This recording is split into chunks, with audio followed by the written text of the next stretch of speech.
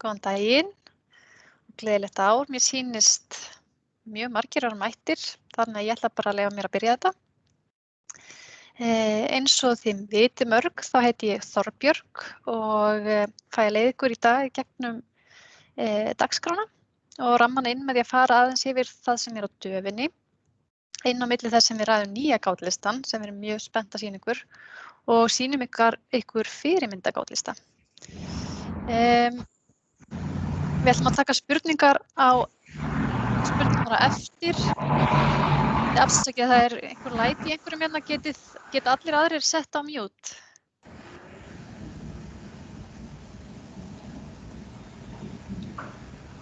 Já, en við ætlum sem sagt að taka bara spurningar á eftir að við erum búin að fara yfir aðalmál dagsins.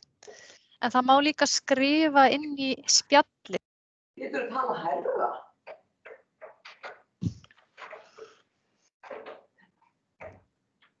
Nú heyrst ekkert.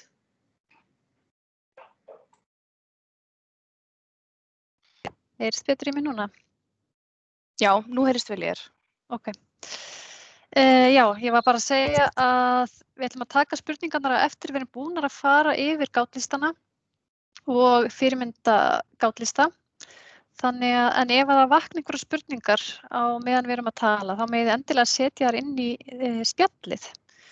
Það er svona talblaðra sem að þið getið valið og þar getið þið sett inn spurningar, en svo gefum við ykkur líka færi á að tjá ykkur á eftir. En annars langar mér bara að byrja á því að kynna samstarfskonu mínar og tala aðeins um starfsmannamálin af því að þau mun taka smá breytingum á næstu mánuðum.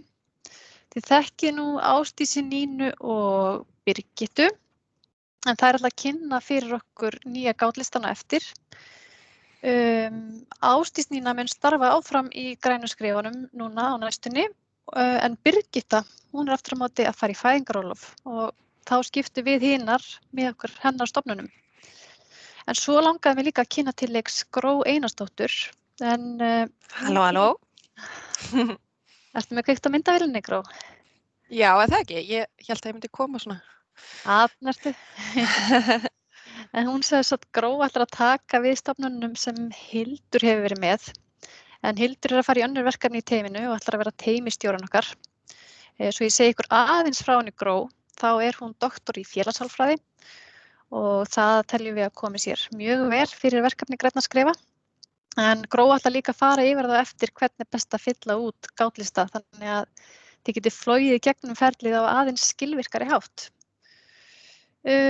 Annars ætla ég að fá að nefna eitt sem að mun láta mörg ykkar anda aðeins léttar, en eins og þið vitið þá kemur fram í loftslagsstefnu stjórnarráðsins að stefnan sé að stofnanir ljúki öllum grænum skrifunum fyrir júní á þessu ári, en nú hefur verið tekið ákvörðun að gefa stofnunum út árið til að klára þessi 5 skref.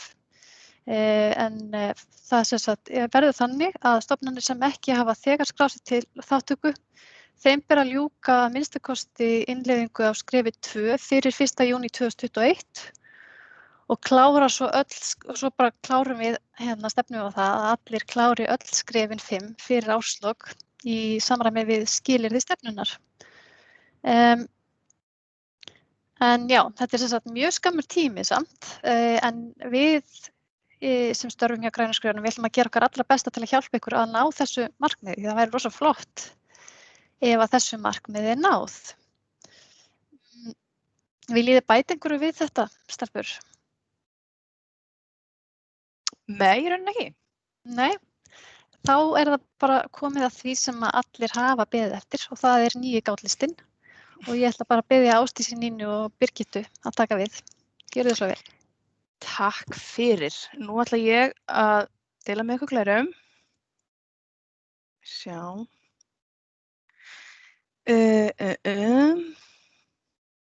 Þar þær. Svona. Glæsilegt. Gaman að fá að vera hérna með ykkur í dag og fá að kynna fyrir ykkur þessa vinnu sem að við erum búnar að vera að vinna í ansi lengi. Við hófum þessa uppfærslu á gátlistanum örugglega síðasta vor og áttum mjög góðan fund með ykkur meðal annars þannig í október, samráðsfund þar sem við fengum mjög gott input frá ykkur þáttakendum inn í þessa vinnu. Og nú þetta allt saman klárt og gátlistin hefur verið birtur á heimasíðunni. Ég geti kynnt ykkur hann bara núna, hann þar undir vinnugögn.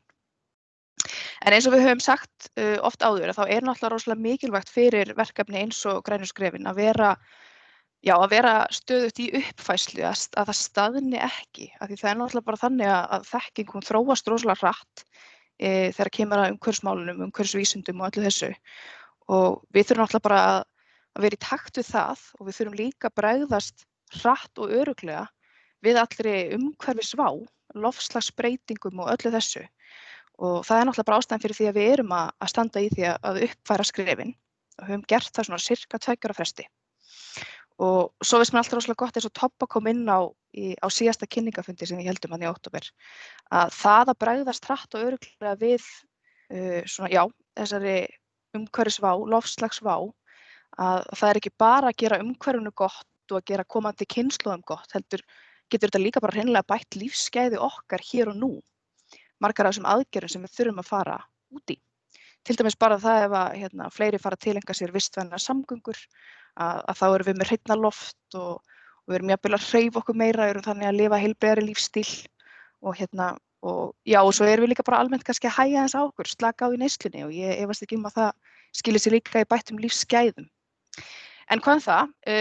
Ástæðan fyrir því að við erum líka að uppfæra náttúrulega að reynslan hefur sýnt okkur hvað virkar og hvað virkar ekki í þessu verkefni. Og við tókum það algjörlega til greina þegar við vorum í þessari uppfærslu. Og svo þurfum við náttúrulega líka að vera í takt við stefnur og áætlanir stjórnvalda í umhverfis- og loftslagsmálum. Og við höfum gert okkar besta til þess að vera það. Það náttúrulega mjög mikilvægt að það sé svo. Og þegar ég tala stefnur og áætlanir stjórnvalda í loftslagsmálum og umhverfismálum, að þá ég til dæmis að tala skuldbindingar okkar gagnvart Parísarsáttmálanum.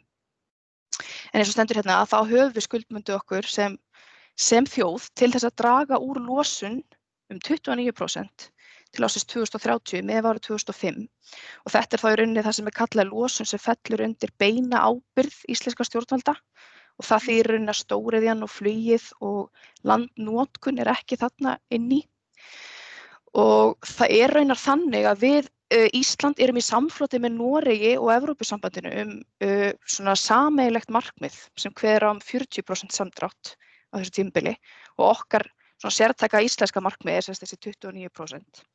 En svo núna rétt fyrir jóla þá kynnti ríkisstjórnina að ESB og Noregur og Ísland ætla að auka í metnaðinn. Þannig að þetta 40% sameiginlega markmið komið upp í 55% og þá bara algjörlega eftir að útfæra hvaða áhrif það hefur á þetta 29% samdráttarmarkmið okkar. Það verður spennandi að sjá hvernig það kemur út.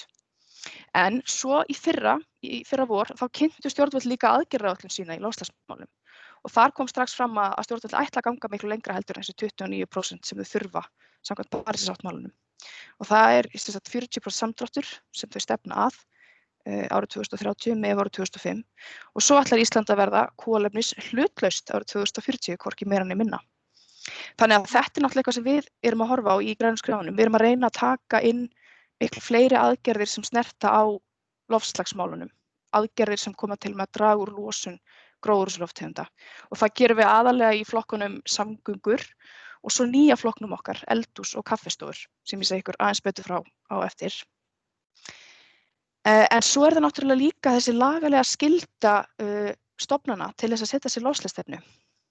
Þetta eitthvað sem kom fram í loftslagslögum í fyrra og við höfum reynt að kynna vel fyrir ykkur. En við erum að finna í rauninni þessa vinnu svolítið inn í Grænu skrefin. Þannig að samhliða því að þið eruð að uppfylla aðgerðir skrefana, að þá eruð þið líka statt og stöðugt að vinna í gerð þessara loftslagsstefnu. Til dæmis í fyrsta skrefinu að þá biðjum við ykkur að kynna ykkur leiðbeiningar okkar gerð loftslagsstefnunnar og í næsta skrefi þurfum við að vera búin að setja ykkur slíka stefnu. Í þriðja skrefi þurfum við að vera búin að fara í markmiðasetningavinnu og í fjórða skrefi að setja ykkur aðgerðaáætlun. Þannig að þetta svona, þetta verður eiginlega bara svona að vera í takt, þessi vinna við loftslagsstefnuna og Grænu skrefin. Og það bara meikar líka alveg fullkominn sens, svo ég leyfi mér að sletta. Svo líka þessi stefna hérna sem við höfum líka minnst á áður, innkaupastefna matvæla fyrir ríkisaðila. Og þetta stefna sem kom út í fyrra og þarna svona lögð áhersla á að draga úr kolefnisspori vegna bæði framleiðslu og flutnings á matvælum og líka að minnka matarsóun og auka hlut lífrænna matvæla í mötuneyti ríkisstofnana. Þannig að við höfum svo sannarlega reynt að koma með það inn í skrefin, þessar áherslur, og þess vegna erum við að bæta við þessum nýja flokki, eldhús og kaffistofur. Þannig að er ég svona búin að draga þetta saman. Þetta eru helstu áherslurnar, þessi nýji eldhús og kaffistofuflokkur sem kemur fljúgandi inn, og loftslagsmálin, eins og ég segi, við erum að reyna að vera með miklu meiri konkrét loftslagsaðgerðir, helst í samgöngum og þessum eldhús og kaffistofuflokki og líka í úrganginum og orkunotkuninni. Og svo kannski vert að benda á það, því ég var að segja að við erum að reyna að flétta þessa loftslagsstefnu skyldu inn í skrefin, að við köllum þetta í rauninni umhverfis- og loftslagsstefnu í grænu skrefunum, en ekki bara loftslagsstefnu. Og það vegna þess að við vorum alltaf með aðgerð í fyrsta skrefi sem að kveður á að stofnanir þurfa að setja sér umhverfisstefnu, og það er náttúrulega mjög mikilvægt. Og af því að það kemur svo þessi lagalega skylda loftslagsstefnu, og þá fannst okkur bara borðleggjandi að skeita þessu saman og kalla þetta bara umhverfis- og loftslagsstefnu. Ef einhverju vilja gera sitt hvora stefnuna, þá er það bara í fínu lagi. En það er bara rosalega mikilvægt að það eru svona ákveðnir umhverfisþættir sem í rauninni eiga kannski ekki heima í loftslagsstefnu, en eiga heima í umhverfisstefnu, eins og til dæmis bara efnanotkun, pappírsnotkun og plastnotkun. Þetta eru kannski þættir sem kannski valda ekki losun gróðurhúsalofttegunda, eða hreinlega við höfum ekki tæki og tól til þess að meta það. Þannig að það er mjög mikilvægt að þeir gleymist ekki. Þannig að þess vegna erum við að tala umhverfis- og loftslagsstefnu, og við erum búin að búa til undir vinnugögn á heimasíðunni bara svona mjög stutt leiðbeiningaskjal sem útskýrir í rauninni helsta munin á umhverfisstefnu og loftslagsstefnu og hvernig er þetta að tvinna þetta saman. Endilega kíkja á það. Og svo fannst okkur líka rosalega mikilvægt að gera okkar besta til að gera 5. skrefið skýrara. Við höfum svolítið fundið fyrir því að fólki hefur fundist það óskýrt, og við erum alveg sammála því. Okkur hefur líka fundist það mjög óskýrt. Og bara svo það sé sagt fyrir þá sem ekki vita, þá er 5. skrefið mjög frábrugðið hinum 4. En það er í rauninni, tilgangurinn með því er í rauninni að formfesta svolítið umhverfisstarfið, þannig að við erum að tryggja það að þegar þið klárið allt verkefnið, eru búin að uppfylla allt skrefin, að þá haldi samt áfram öflugt umhverfisstarf innan stofnunarinnar, bara á hverju einasta ári. Og þess vegna erum við með þetta 5. skrefið. Þetta er eiginlega svona lítið umhverfisstjórnunarkerfi sem þeir eru að byggja upp með því að klára þetta skref. Og þættir í þessu skrefi eru til dæmis það að greina svona helstu og þýðingamestu umhverfisþættina í starfseminni, að setja sér stefnu og markmið og aðgerðaáætlun sem við verðum þá væntanlega búin að gera áður en þið komið í 5. skrefið, og að fá stjórnendur svolítið að borðinu, að þeir hafi í rauninni skilgreind hlutverk þegar kemur að umhverfisstarfinu, og þeir sjá að deila út ábyrgð til starfsmanna og svo framvegis. Þannig að við erum bara að tryggja það að það sé alltaf svona ongoing umhverfisstarf hjá stofnuninni eftir að þátttöku í grænu skrefunum lýkur. Og við fengum Eflu verkfræðistofu með okkur í lið. Þau hjálpu okkur að gera 5. skrefið skýrara. Þau eru svona sérfræðingar í ISO 14001 sem er í rauninni svona vottað umhverfisstjórnunarkerfi eftir þeim staðli og ef þið klárið 5. skrefið, þá er mjög auðvelt fyrir ykkur að fara lengra og fá þessa ISO 14001 vottun. Það eru bara örfá atriði sem við þurfum í rauninni að bæta við. En þetta geti allt kynnt ykkur betur, náttúrulega í gátlistanum, og svo höfum við líka útbúið leiðbeiningar 5. skrefið sem þið finnir líka undir vinnugögn á heimasíðunni. Og það reynum við að svara svona helstu spurningum sem hafa verið að vakna varðandi þetta skref. Þannig hvet ykkur til þess að kíkja á það. Svo langaði mér bara aðeins að segja ykkur frá aðgerðafjöldanum. En eins og við sjáum neðst að þá erum við að fara úr 147 aðgerðum í 173. En örvendið eigið, þetta eru 26 aðgerðir sem við erum að bæta við. Og við erum náttúrulega vissulega að bæta við nýjum flokki, og þar komu inn alveg slatti af nýjum aðgerðum. En oftast voru við líka, það voru svo margar aðgerðir sem voru þess eðlis að þær voru eiginlega samsettar úr kannski 2 til 3 aðgerðum. Við bara orðum þær þannig að þetta voru eiginlega 2 til 3 aðgerðir í einni. Þannig að við gerðum okkar besta til þess að slíta þær í sundur og vera bara miklu skýrari. Og þá náttúrulega verða til aðeins fleiri aðgerðir, þannig að það útskýrir svona fjölgunina að einhverju leyti. Og svo reyndum við líka að dreifa aðgerðum betur á milli skrefa. Þetta var þannig að það voru langflestar aðgerðir í fyrsta skrefinu vildum ekki hafa það þannig, það má ekki vera ómikill barrier.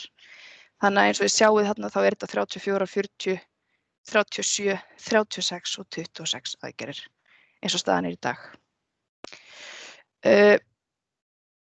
En annars ætla ég ekki að segja mikið meira. Hún Ásdís ætlar núna að taka við og hún ætlar að taka nokkuð dæmi úr gátlistanum og segja ykkur frá því hvernig þið færið ykkur úr því að vinna með gamla gátlistan yfir í nýja. Þannig að gjörðu svo vel, Ásdís. Já, takk fyrir Birgitta. Mig langaði svona aðeins að deila með ykkur dæmum nýjar aðgerðir sem að eru núna í þessum nýja gátlista. Og Birgitta útskýrði svona nokkuð vel hvers vegna við settum aukna áherslu á samgöngur og eldhús og kaffistofur og það er einmitt út af þessari matvælastefnu og loftslagsstefnu skildinni og Birgitta þú getur ýtt. Það er fyrsta aðgerðin sem ég langar að sýna ykkur er við bjóðum starfsfólki okkar upp á fjarvinnu að minnsta kosti einu sinni í viku sé þess kostur. Og þetta er bara gert til þess að reyna lágmarka ferðir starfsmanna til og frá vinnu og þar með losun gróðurhúsalofttegunda sem að hlýsta því og við skiljum að sjálfsögðu að sumar stofnanir mun ekki geta gert þetta vegna þess að þeirra starfsemi er þess eðlis að það er krafist viðveru á einhverjum ákveðnum tíma og þá er það bara ekki í boði en fyrir stofnanir sem eru kannski með svipaða starfsemi eins og einhverjum stofnun þá er þetta möguleiki og við þekkjum þetta öll vel eftir COVID að þetta er alveg hægt. Og hin aðgerðin sem ég langar að sýna ykkur er hérna að við bjóðum starfsfólki okkar upp á sveigjanlegan vinnutíma sé þess kostur.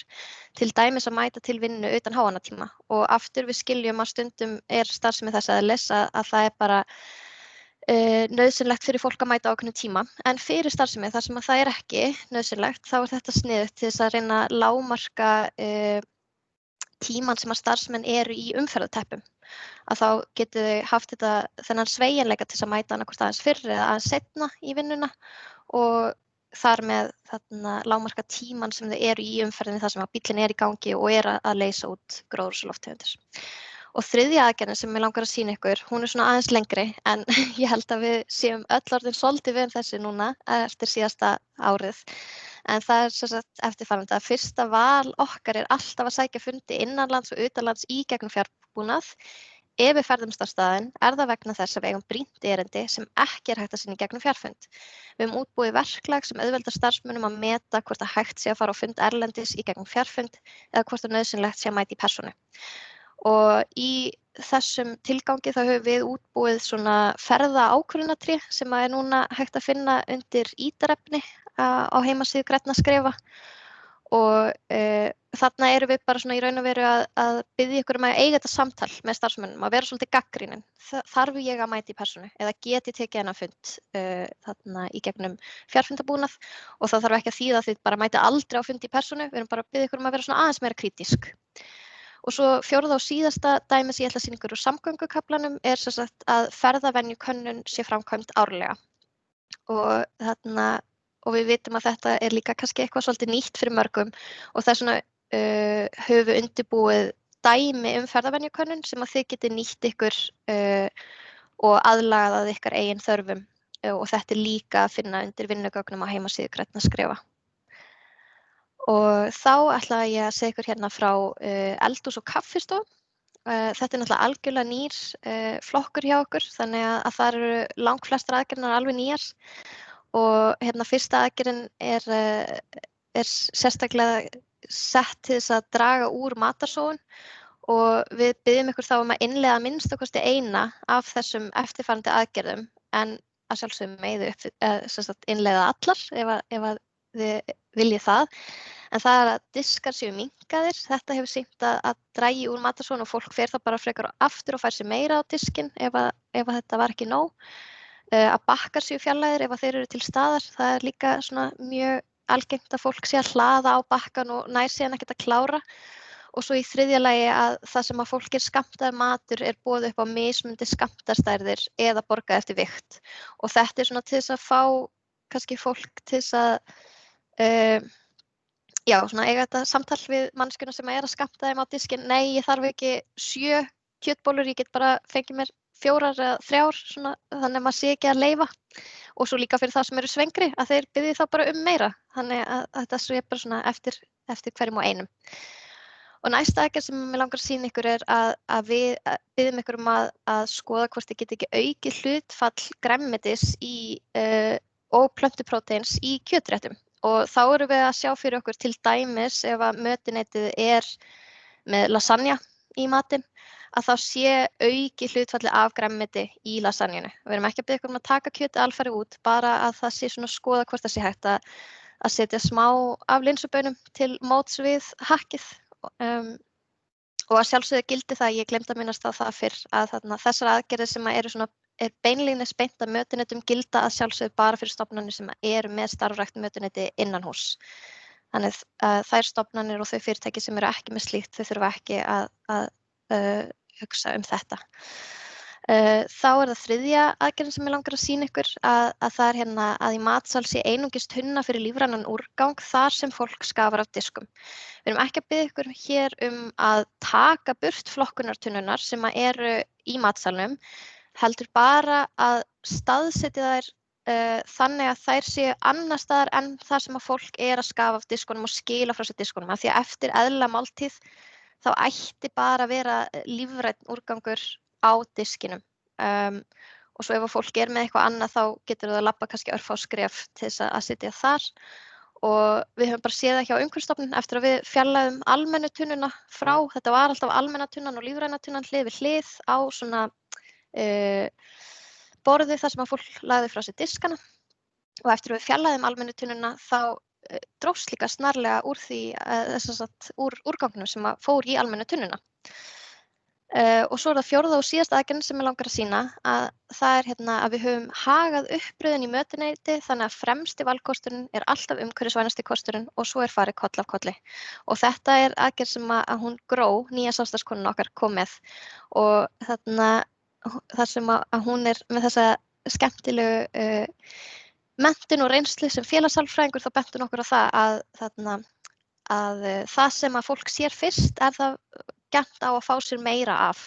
Þannig ef að þið raðið til dæmis salatbarnum fremst, þannig að það það fyrsta sem að fólk sér þegar það kemur inn í mötuneyti og fyrsta sem að það setur á diskinn sinn, þá líklega að setja talsvert meira af því á diskinn, sem að bara til bóta bæði fyrir umhverfið og heilsuna.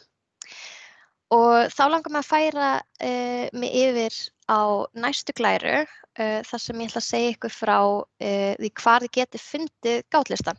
Við erum sem sagt búin að setja hann núna á heimasíðun okkar og hann bara opinn og þið getið farið að skoða hann og unnið í honum. En við höfum samt haldið gamla gátlistanum inni í bili, þar sem við vitum að hver af ykkur eru bara núna í miðjuferli að klára eitthvað skref, að þið getið þá notast við gamla gátlistan og klára það skref sem þið eru stödd á akkurat núna ef að það hentar ykkur. En við hvetjum ykkur að sjálfsögðu til að skoða nýja gátlistan og sjá hvort að þið viljið ekki nýta ykkur hann. En ef að þið eru komið mjög langt þá höfum við skilning á því að þið viljið bara klára og það mjög skiljanlegt. Og þið hafið frest til 1. mars og þá erum við að tala að þið verða að hafa bókað og staðist úttekt fyrir 1. mars. Það ekki í boði að segja bara alveg í 27. febrúar bara má ég fá úttekt núna 5. mars. Það verður að vera komið og búið 1. mars, bara svo það sé alveg skýrt. Og þá bara svona nokkuð praktísk atriði sem ég langar að fara yfir með ykkur. Hvernig þið skiptið yfir í nýja gátlistan.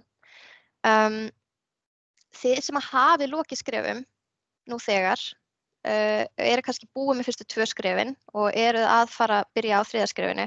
Þið þurfum ekki að vinna skref 1 og 2 samkvæmt nýja gátlistanum. Skref 1 og 2 hjá ykkur, það bara komið og það gildir.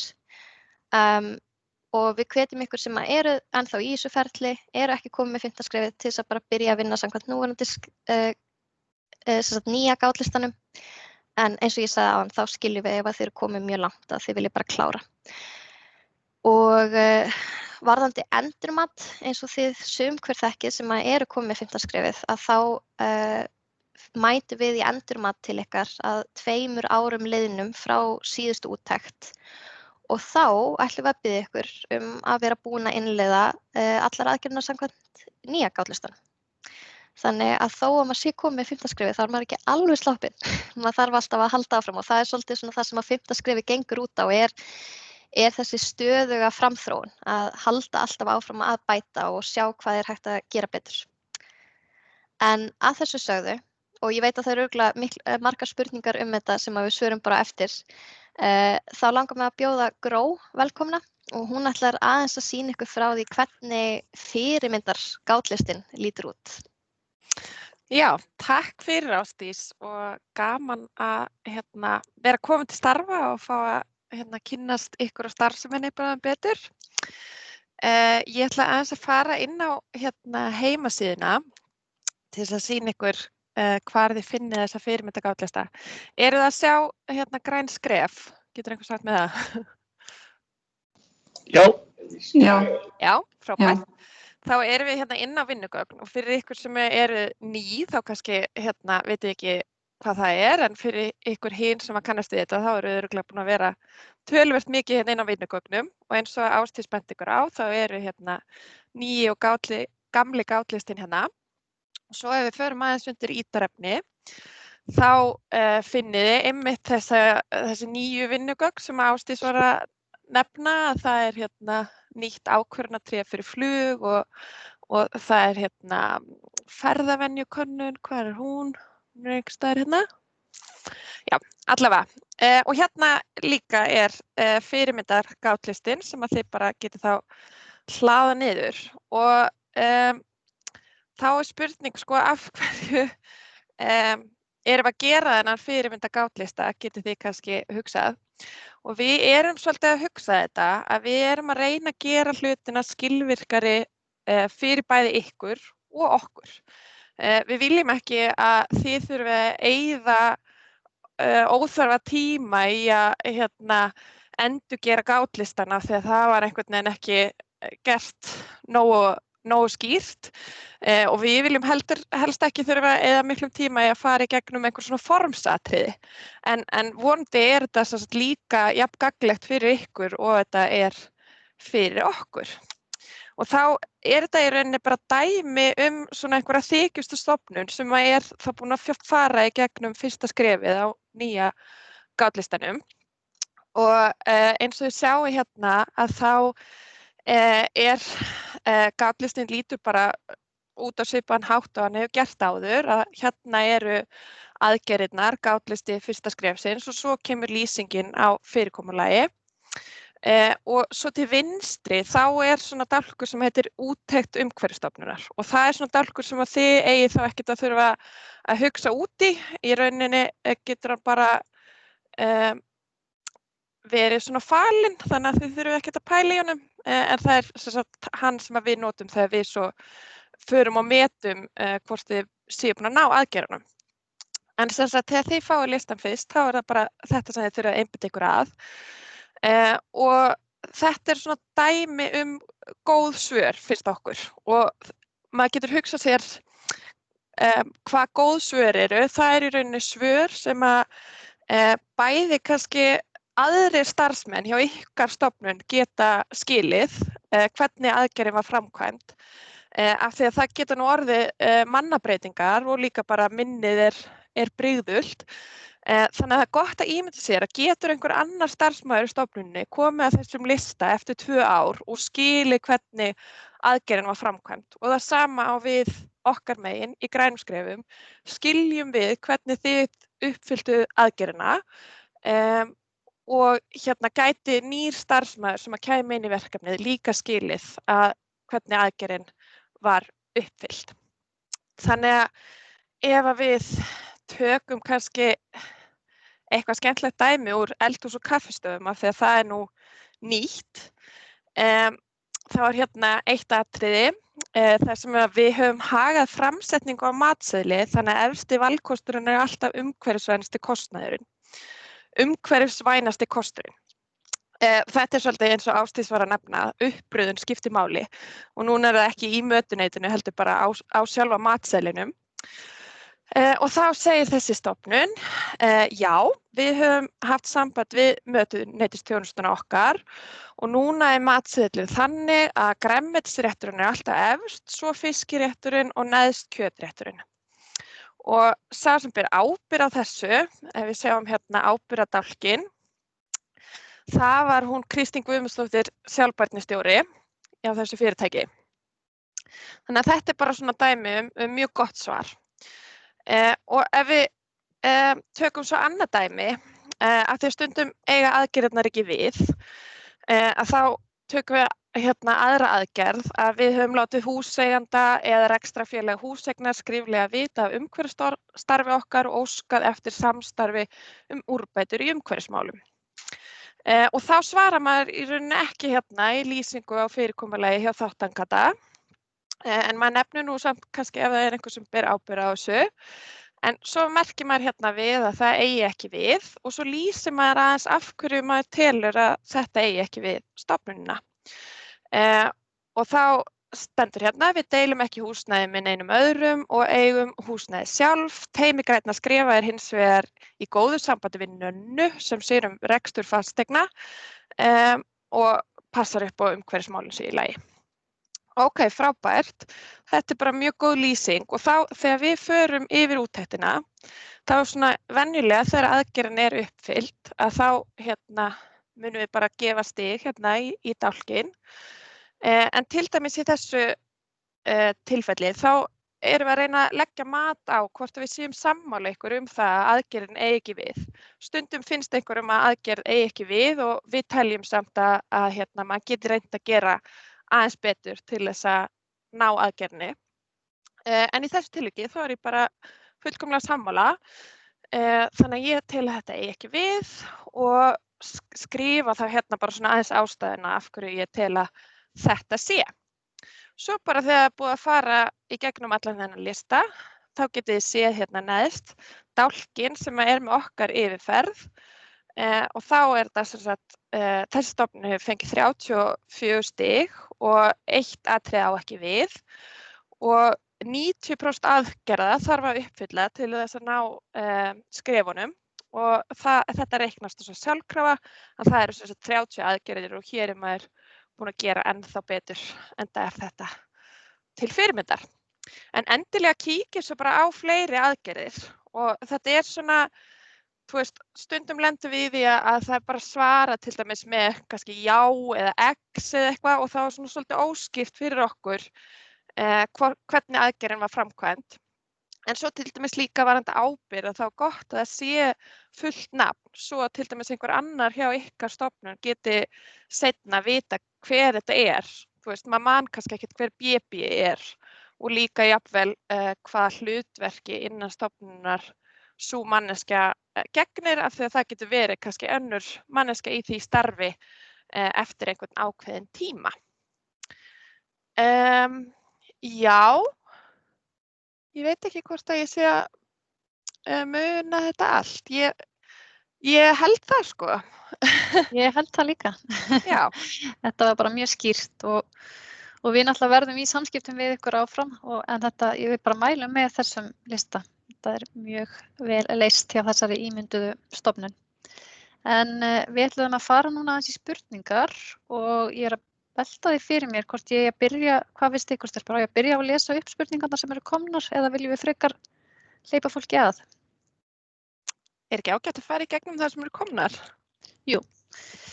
Þá ein spurning sem Ásdís var nú búin að svara, það er samt ágætt að bara að fara yfir það aftur, en hér spurt, við erum að klára 5. skrefið á lokametrunum, förum við eftir eldri gátlistanum. Og ég kannski fæ bara svara þessu að eins og Ásdís nefndi áðan, þá hafið þið til 1. mars til þess að ef þið viljið klára á eldri gátlista, en hins vegar hafandi farið í vinnu á svona innleiðingu, þá mæli ég bara svo mikið með að skoða hvernig 5. skrefið núna því það svo mikið skýrara, þannig ég held kannski að það bara myndi einfalda málið að allavega hafa það til hliðsjónar eins og það í nýútgáfunni. Svo það næsta spurning.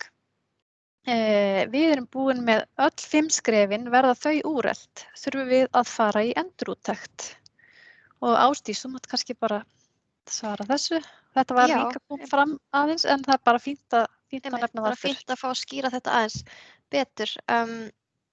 Það náttúrulega þannig í grænskrefunum að það fara allir í úttekt á 2 árum liðnum frá síðustu úttektinni og það hefur alltaf verið þannig, bursið frá nýja gátlistanum. Þannig að já, þegar að þið farið í endurúttekt að 2 árum liðnum frá síðustu úttekt hjá ykkur, þá verður miðað við nýja gátlistan. Og næsta spurning líka þessu tengd. Þeir sem hafa lokið til dæmis skrefi 2, þurfa þeir að bakka og byrja aftur. Þannig svarið bara nei, þið þurfa ekki að bakka og byrja aftur, en í endurúttektinni þá verður farið yfir skrefin eins og þið eru núna. En þarna aftur langar mig bara að hvetja til þess að þið kíkið á þær aðgerðir sem eru í fyrri skrefum. Líka bara því við erum að þessu vegna þess að við viljum sýna ábyrgð. Við erum stofnanir, við störfum í almannaþágu, þannig að við viljum bara gera hlutina vel. Þannig að það getur alveg verið bara gott að renna yfir skrefin eins og þau voru, skrefin sem við erum búin með og bara sjá hvort það sé ekki eitthvað sem að við viljum bara leysa jafnóðum, sko. Já, kannski líka að bæta við, að þú veist, þetta er náttúrulega ekki allt nýtt. Þannig að þó að það hafi verið einhverja breytingar þá við endurúttektina, þá er maður kannski með það flesta nú þegar. Nákvæmlega. Svo er spurt hvort að það verði hægt að hlaða niður glærunum. Og við bara segjum já við því. Er það ekki? Jú, það verður allt birt, upptaka og glærur. Já. Og svo er varðandi hvort starfsmenn geti tekið fundi gegnum fjarfundabúnað. Er eitthvað í skrefunum sem hvetur stofnanir til að bjóða upp á fjarfundi þannig að þeir sem vilji þurfa ekki að biðja það sérstaklega? Fyrir COVID þurfti nánast alltaf að biðja þann valkost. Það hefur skánað en væri kannski ágætt að skerpa á því. Já, einmitt. Ef ég man rétt, þá er það bara aðgerð í fyrsta skrefi. Er að stofnunin setji sér einhvers konar verklag eða einhvers konar svona standard svar eða beiðni og sendi á sína helstu samstarfsaðila þar sem þau óska eftir því að ef að fjarfundir séu mögulegir að það verði valmöguleikinn sem er tekinn eða svona. Þannig að það verði svona meira normið. Svo er spurt mötuneyti, ef það er mötuneyti en matur er keyptur af fyrirtæki, ekki elda á staðnum. Hvað gildir þá? Já, það er einmitt bara staðan sem að við til dæmis hjá Umhverfisstofnuninni erum í og þá er það bara samtal sem að við þurfum að eiga við okkar mötuneytisþjónustu. Við áttum okkur á því að stundum eru samningar sem að gilda til einhverja ára og það er kannski ekki alltaf hægt að breyta en oft eru mötuneytisþjónustur samt til í að vera sveigjanlegar og koma til móts við fólkið. Þannig að þetta er bara svona samtal sem að þarf að eiga sér stað. Já, og við höfum kannski verið líka að tala fyrir því að þegar samningar eru enn í gildi og það er ekki hægt að breyta þeim, að maður gerir samt taka einhverja ákvörðun innan stofnunarinnar að næst þegar verður útboð að þá ætlum við að setja þessi skilyrði sem eru þá í samræmi við bara nýjar umhverfisáherslur. Akkurat. Svo er einhver sem getur ekki opnað gátlistan, það getur vel verið að fleiri sé að lenda í því. Ég skal bara skoða þetta eftir fundin, hvort það sé eitthvað tæknilegt vesen til staðar. Og ég kannski bara fæ að hafa samband við aðalann sem að sendi þessa spurningu og við leysum þetta saman. Svo er önnur spurning mötuneyti. Þetta er raun aftur hvort þetta sé eigin rekstur eða verktakar. Það er bara eins og hjá okkur. Við erum með verktaka en við sömdum samt við verktakan að fara eftir okkar kröfum og við þurfum aftur sjálfa að fara í þessa samræðu. Þannig að bara að gera og oft eru þessir aðilar til í að koma til móts við stofnanirnar. Og hér er ábending líka í þessar spurningu. Við tókum út að skammtað væri á diska fyrir COVID, allt í hnút síðan, bakkar og ýmislegt sem er að mata svona í sjálfum sér og sáum þá strax þegar fólk fékk að skammta sér á disk, vitandi að þeir gátu sótt sér ábúti, leiddi af sér að lífrænn úrgangur minnkaði. Þessi leið mætti vera með í aðgerðunum sem þið bentuð á sem leið til minnkunar. Birgitta, vilt þú eða einhver ykkar bregðast í þessu? Já, þú ert að meina að skammta sér sjálfur. Sjálfskömmtun. Ég skil það þannig. Hólmar. Hann er væntur. Er ekki með sjálfskömmtun? Jú, þetta er sjálfskömmtun annars vegar sem við erum að tala um. Það bara breytti strax miklu. En það léttir líka á því að menn vissi að þið gátu farið og sótt sér ábót og voru mér ekki að yfirfylla diska bara af því að það er bara hleypt inn einu sinni með diskinn. Akkurat. Einmitt. Og þetta ekki, þið voru að nefna hana 1 af 3 sem þyrfti að gera til þess að uppfylla punktinn. Okkur fannst þetta bara þjóna okkur mjög vel að gera þetta. Þannig að þetta Sko, getur verið. Akkurat. Þetta er rosa góða punktur og við erum meðvitaðir þetta. Mér minnir þetta sé aðgerð, en ef ekki, þá er þetta eitthvað sem er líka alveg auðvelt fyrir okkur að bæta inn í. Þó við ætlum nú ekki að breyta gátlistunum mikið, og ef þetta skildi hafa dottið út eða eitthvað, þá, og þá bara líka gott að segja við alla hér að það er góð reynsla af þessu. Þetta er alveg gilt sem leið til þess að draga úr matarsóun. Algjörlega. Svo er spurt, uppfyllir ISO 14001 ekki ennþá skref 5 samkvæmt nýja listanum, og jú, það gerir það. Já, eða sko 5. skref er rauninni svona einfölduð útgáfa af ISO 14001. Þannig að ef þið ætla að fara alla leið í vottun, þá þurfum við alveg að bæta nokkrum atriðum við. Þetta er ekki alveg fullnægjandi, af því það væri bara svolítið yfirþyrmandi. En við reynum að tilgreina þarna efst í skrefinu og líka í leiðbeiningunum hvaða þættir það eru sem við tökum ekki til greina í 5. skrefinu, sem eru samt teknir til greina í ISO 14001. En þið eru komin alveg langleiðina, ef við klárum 5. skrefið, þá eru komin langleiðina í þessa vottun, ISO 14001. Og ef þið eruð komið með ISO 14001 vottun, þá þurfum við ekki að taka 5. skrefið. Þá tökum við bara því að þið séu vottunina sem nægilega. En þá eru þið í raun og veru að gera betur heldur en 5. skrefið, þannig að það er að sjálfsögðu ennþá. Þá er bara 5. skrefið komið. Svo er einhver sem nefnir að loftslagsstefnan í skrefunum, hún hefur vaxið þessum aðallega svolítið í augum, sem er bara skiljanlegt, og við erum með leiðbeiningar á vefnum okkar svona skref fyrir skref loftslagsstefnuna, en það er líka hægt að hafa samband við okkur ef það er einhver atriði sem þið viljið ræða sérstaklega. Svo er spurt hvenær Birgitta fer í orlof? Já, ég fer sennilega svona miðjan febrúar. Ef ekki verið með veðmál eða? Já, ég vænti þess. Þá verða þær 3 eftir og þá deili ég í rauninni bara stofnunum mínum sem ég er búin að vera í samskipti við á þær 3. Þannig að við munum láta ykkur vita hvernig við högum svona tengiliðunum og svoleiðis. Og hér er svo spurt, er hægt að fá skrefin á ensku? Nei, því miður ekki, eins og staðan núna. Mögulega getum við gert það einhvern tímann í náinni framtíð. Þurfum bara að sjá. Og verður þessi kynning aðgengileg eftir á, það er upptaka, og já, hún verður aðgengileg á vef Grænna skrefa. Svo er spurt, má búast við að töf verði á úttektum þegar allir eiga nú að vera komnir í þetta verkefni? Þurfum við að panta úttektir með einhverjum lágmarks fyrirvara? Ég myndi klárlega að mæla með því. Það er alveg viðbúið að það verði. Það til dæmis myndaðist smá flöskuháls hjá okkur í desember. Það voru margir sem ætluðu greinilega að klára fyrir árslok, eitthvað ákveðið skref. Þannig að það er alltaf rosalega gott að bóka úttekt með góðum fyrirvara og líka bara upp á að setja smá pressu á sig.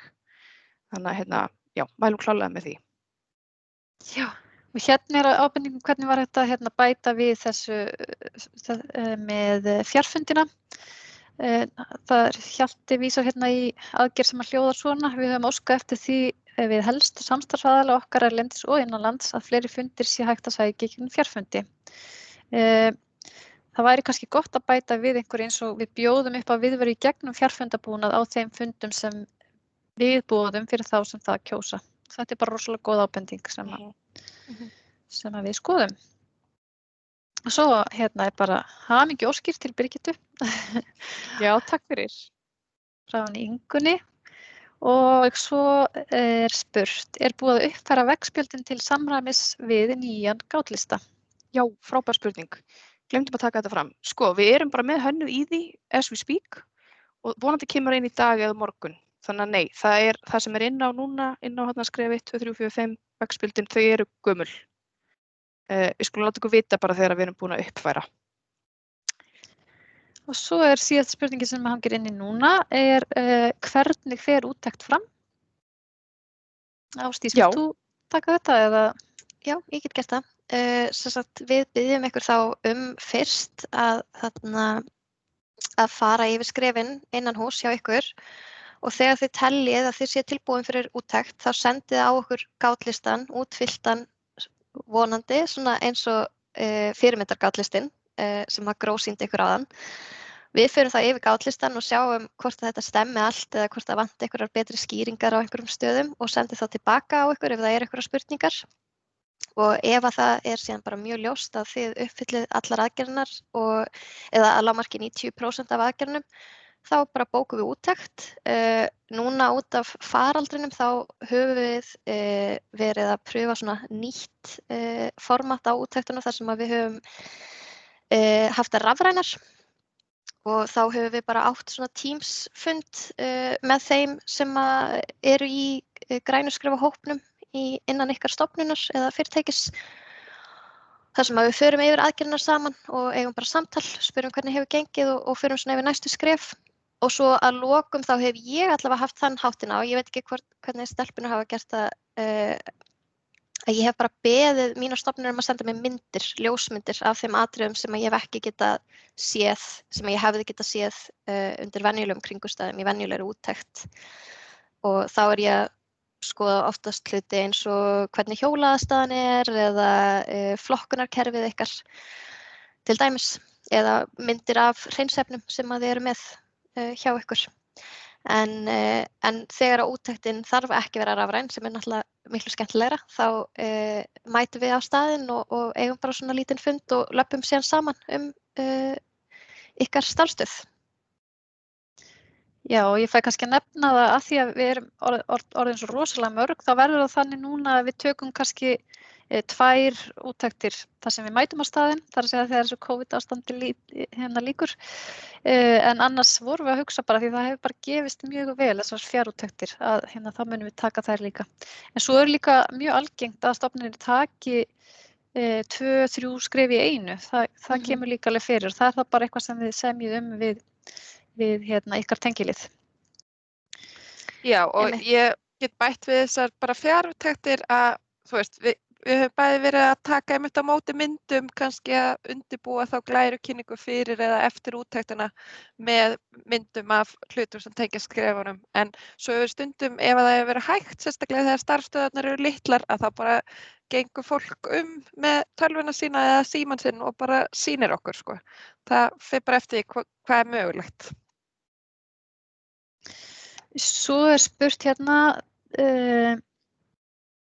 nú hoppa þetta hérna hjá mér. Heyrði ég rétt, í byrjun þurfa stofnanir að vera komnar með skref 5 í árslok 2021. Og það sem sagt stefnan að allar stofnanir verði komnar með 5 skref.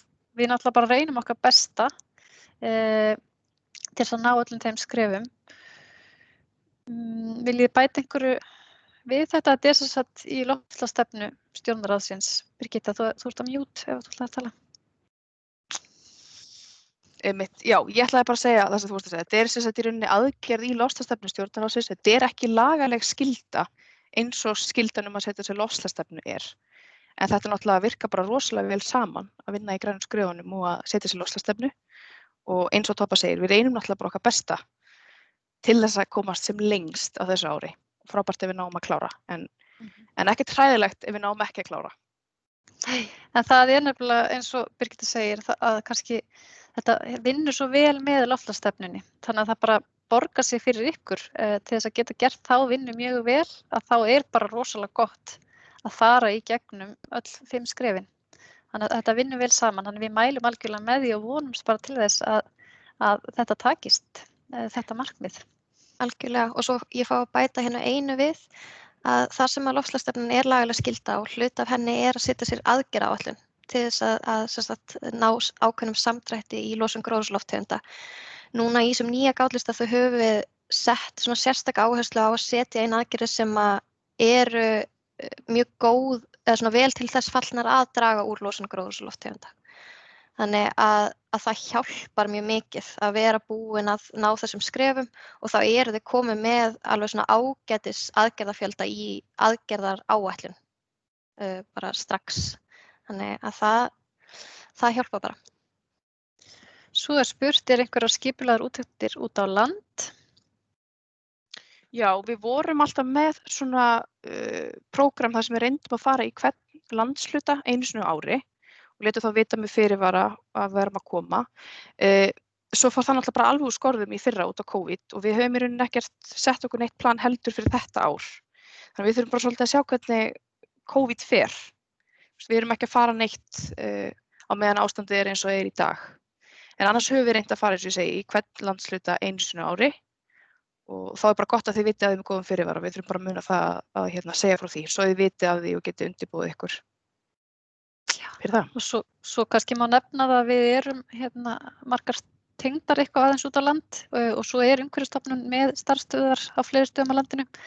Þannig að við höfum stundum verið að senda aðra fyrir okkur eða bara, þú veist, ef ég er að skjótast norður, það var bara rosa gaman að kíkja við hjá einhverju stofnun og gróf nú stundum austur og það er oft hægt að finna tækifæri til þess að kíkja á ykkur.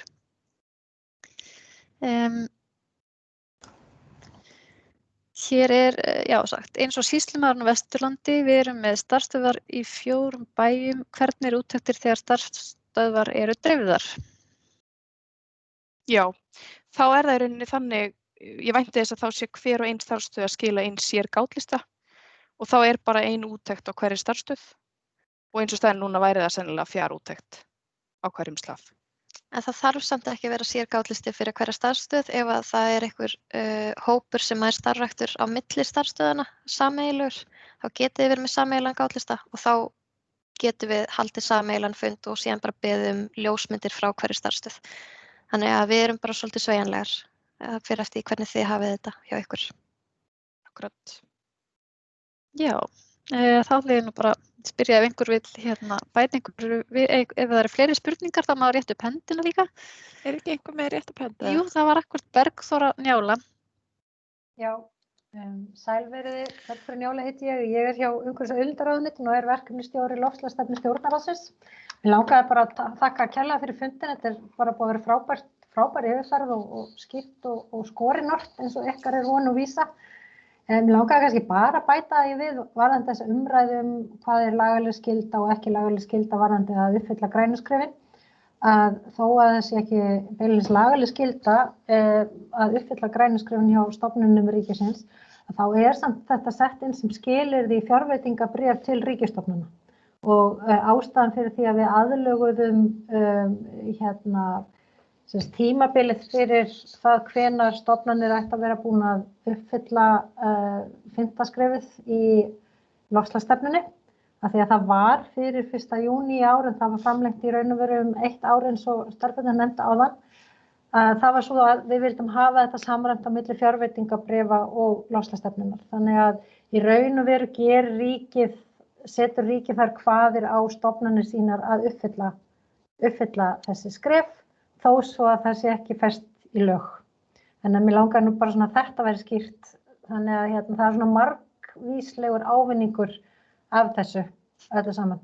Fyrir utan það er náttúrulega hvað bara frábær ávinningur fyrir starf stofnunarinnar í heild. Við erum að finna mikið fyrir því núna í ráðuneytunum sem eru á fullri siglingu með þessi skref og höfum auðvitað fundið fyrir því hjá okkur í umhverfisráðuneytinu sem erum búin að vera að uppfylla þessi skref í mörg ár.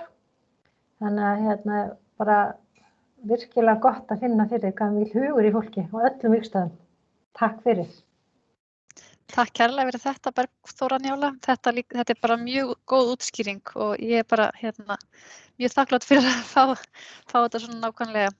Þannig bara takk fyrir þetta innlegg. Er einhverjir aðrir sem að vilja koma með spurningar?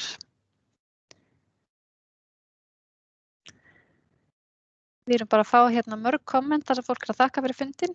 Þannig að við bara þökkum líka fyrir hann og fyrir bara þáttöku ykkar. Já, þá ætla ég nú bara örstutt að fara yfir það helsta sem er á döfinni. Ég er nú búin að nefna flest, en það er samt ágætt að nefna og minna á græna bókhaldið sem við að skila 1. apríl. Eins og þið vitið þá hefur gáttin verið svolítið að stríða okkur en hún á verið í lagi núna og áður en við missum Birgittu í fæðingarorlof þá ætlar hún að útbúa svona leiðbeiningamyndband í samstarfi við okkur Og svo stefnan að vera með kynningafund græna bókhaldið fyrir þá sem að hafa einhverjar spurningar bara í lok mánaðarins.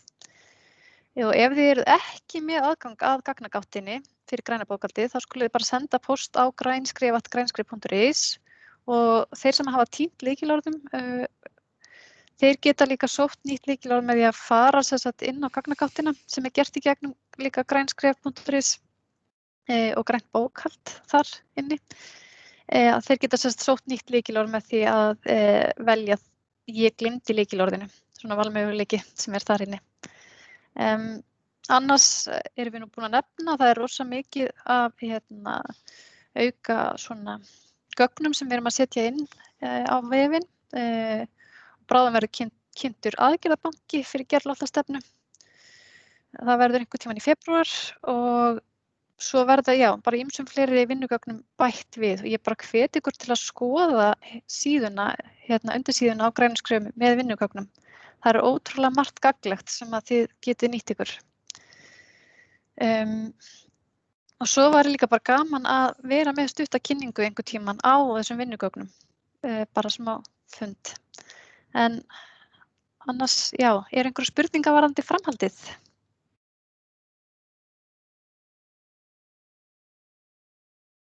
Mér heyrist ekki, sjá því nokkuð hendur á lofti, nei.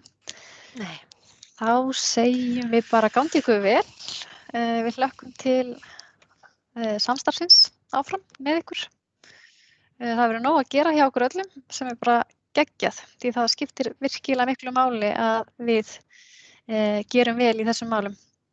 Þannig að bara áfram við og umhverfismálin og grænu skrefin. Takk fyrir okkur. Takk fyrir. Takk. Takk.